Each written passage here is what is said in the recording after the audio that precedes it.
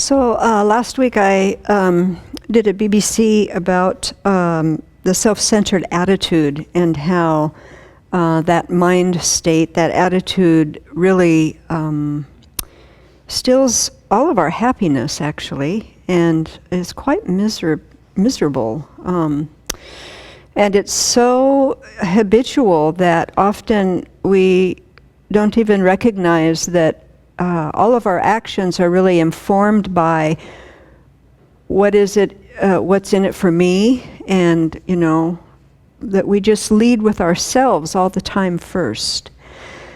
And so this week there were a couple articles in the New York Times that really demonstrate a whole different way of living one's life that I thought I'd share a bit.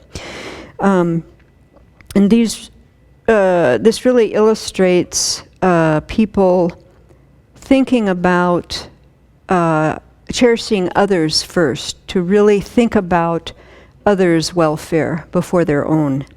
And I thought they were quite powerful. So the name of this article is "You Just Got Out of Prison, Now What?"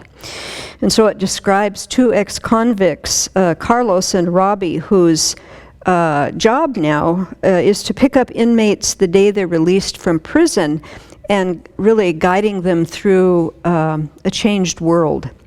And the inmates that they pick up are in California, and they are inmates who have been under the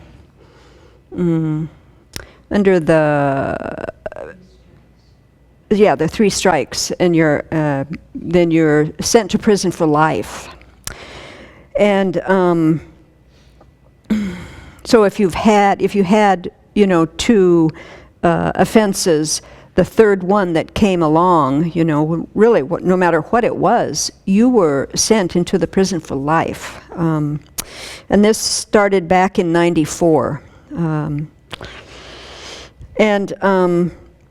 This California three strikes and you're outlaw is really widely known as the harshest sentencing law in the United States, and over 4,000 inmates are serving life sentences under this law for non-violent crimes.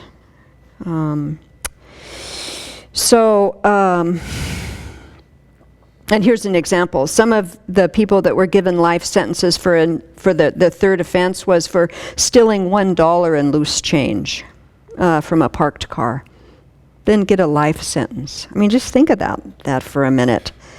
Or attempting to break into a soup kitchen.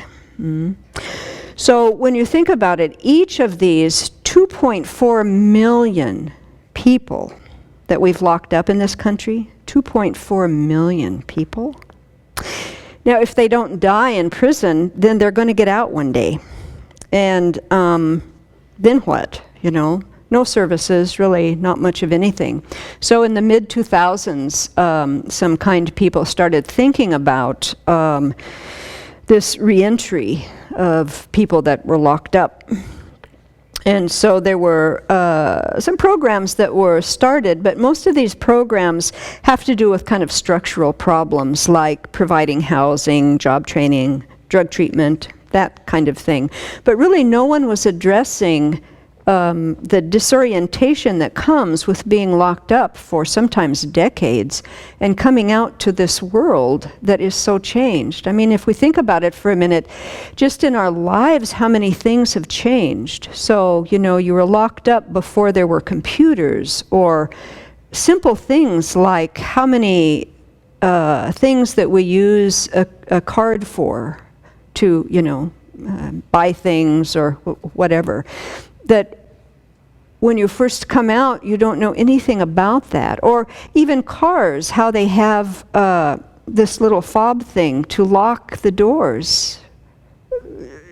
When you were in prison and this, was designed, you come out and you have, how do you get the door open? You have no idea.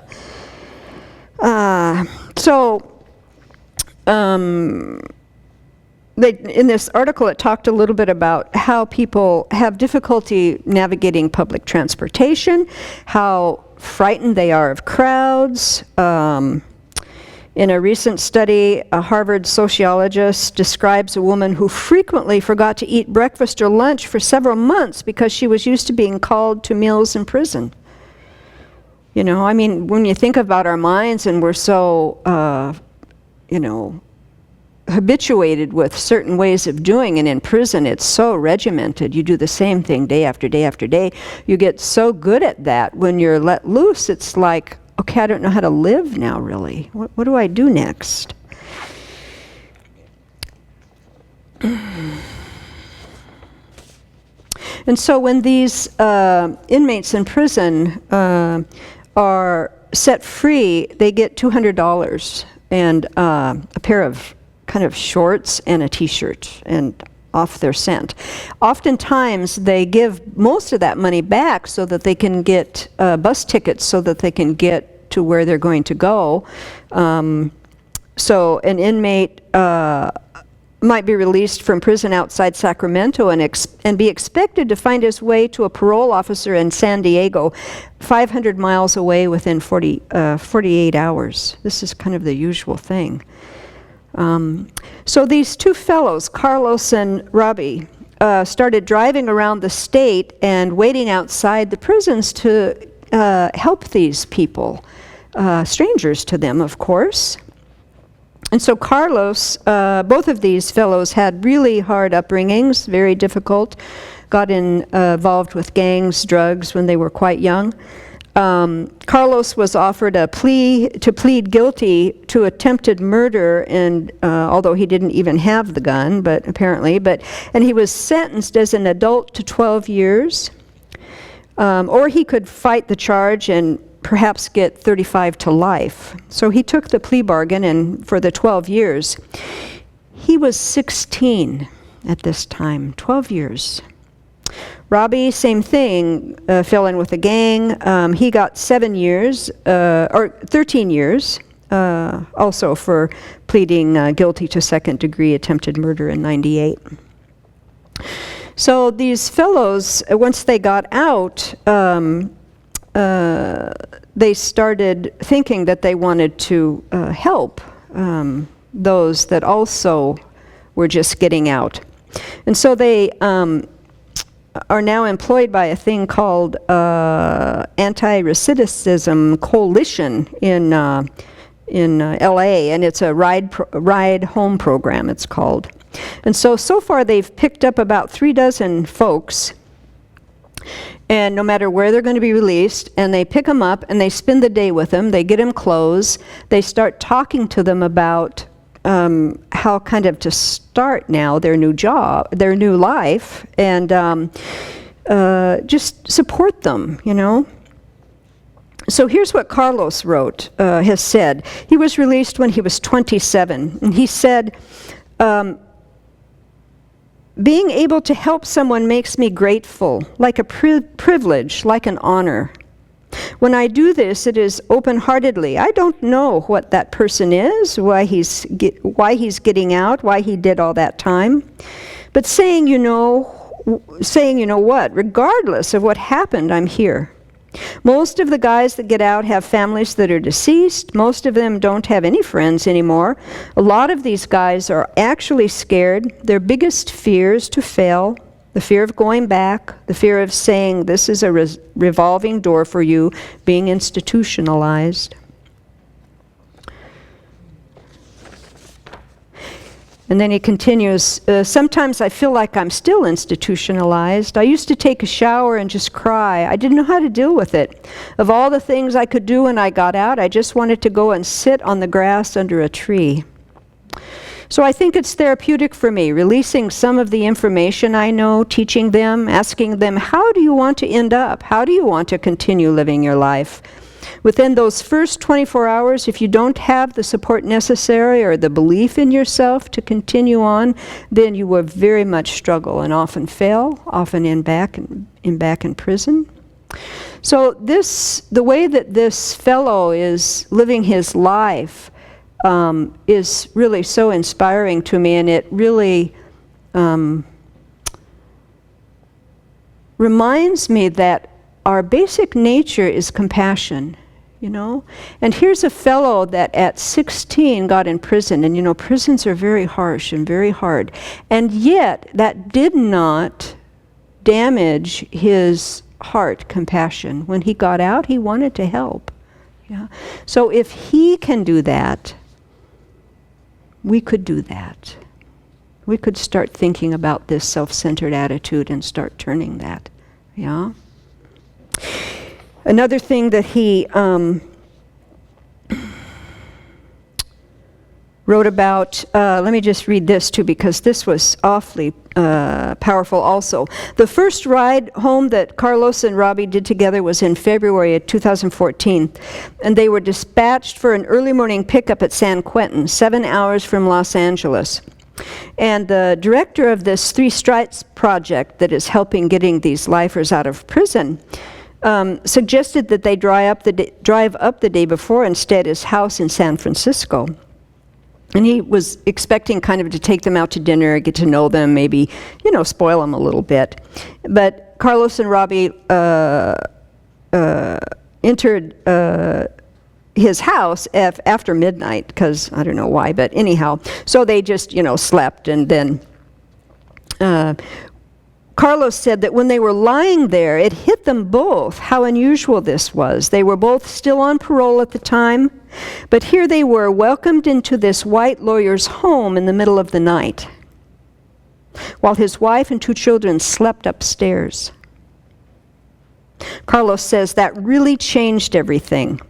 It changed our perspective of how people actually viewed us. He and Robbie had been locked up so young that they'd never lived as regular, trustworthy adults.